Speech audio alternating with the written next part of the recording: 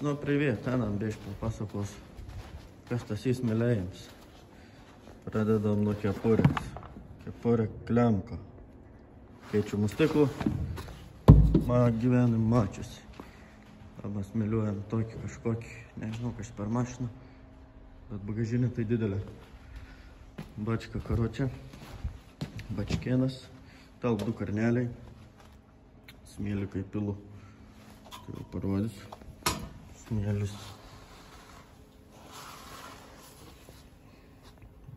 Va toks va.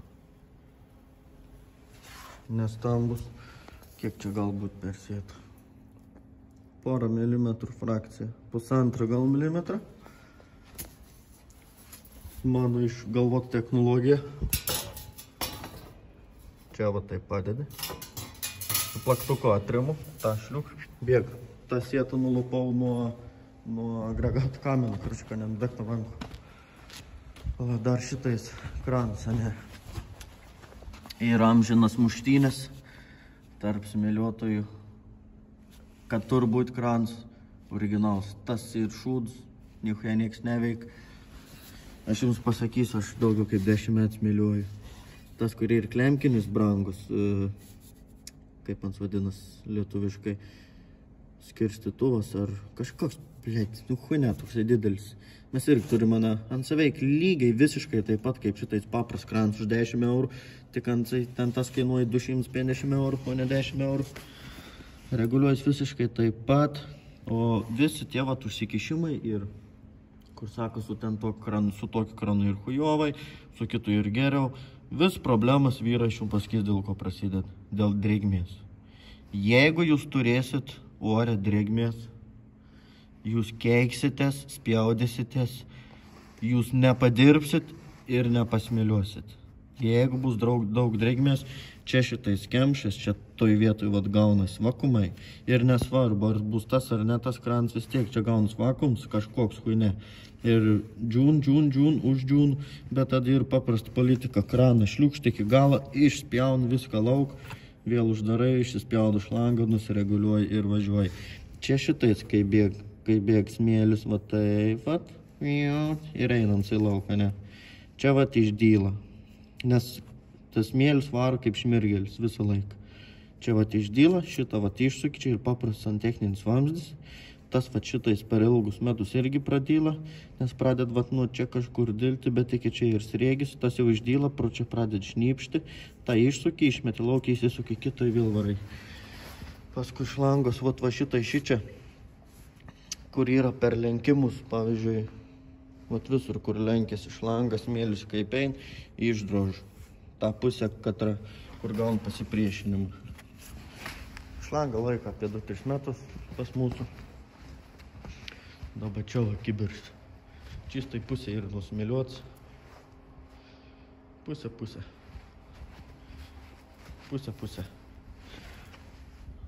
Va, čia biški yra pakirmės. Čia yra nesmėliuota. Stogo, vat šitos vietos nesismėliuoja. Nes jeigu nusmėliuosim, čia bus va taip šitais va. Negalim smėliuoti. Smėliuoja savo kantukai. Čia būtent tokie bulus. Visur vat kantai. Čia yra guma. Kodėl gumą nenusmėliavau? Paimkit dabar akmenį. Akmenuką paimkit, meskit į padangą ir meskit į durelės. Ir pažiūrėkit, ar ant padangos bus žymė, kad akmenuks kliuva. Ir ar ant durelių bus žymė, ar akmenuks kliuva. Supratot mintį? Manau, supratot. Durys smėliuojasi. Prajomai, nu čia irgi dažnai smėliuojas, bet šiuo atveju šeimininkas žmogus nenorės, niekam čia nereikia. Smėliuojasi čia. Iš lauką smėliuojasi. Irgi. Tik tais kietusios vietos. Jeigu mes čia vat smėliuosim, tai čia bus bangos. Čia jau įsitampys, tablieka bus šabakšt. Telikas visas pilnai. Kapokų nebuvo per tas mašinas. Kas čia per mašiną, kas nors pasakysit, kas čia per mašiną, aš tai nežinau, mane sakė, aš neklausiau. Smėliuojasi šiuo atveju grinai visas kėbuls, nu kiek įmanoma, visų bagažinė, pusė vat išsmėliuota. Čia ta pusė visiškai nesmėliuota. Stokės vat smėliuojasi, aplink langus, visas priekis. Viskas va. Čia vat irgi vat smėliuojas. Nežinau, kodėl dažniausiai čia žmonės niekad nesmėliuoja šitų vietų. Aplamai smėliuoja tik tais ten, kur ir surūdyja. Bet šit žmogus matyti ir labai bagot ir nori, kad viską nusmėliuotumėm. Kas mums rūp? Jeigu mums moka pinigus, mes galime į dviratį tau nusmėliuoti.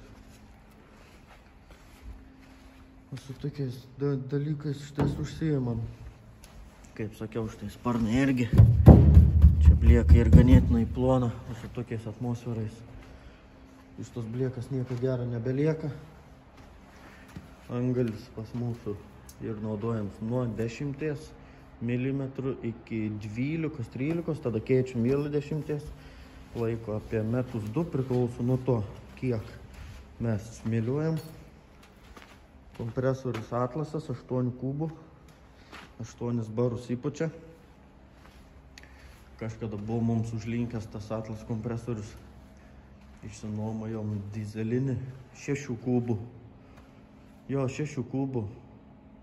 tą kompresorių, tai tada, karoči, kančia. Aš jums galiu pasakyti, kančių kančia. Su 6 kubų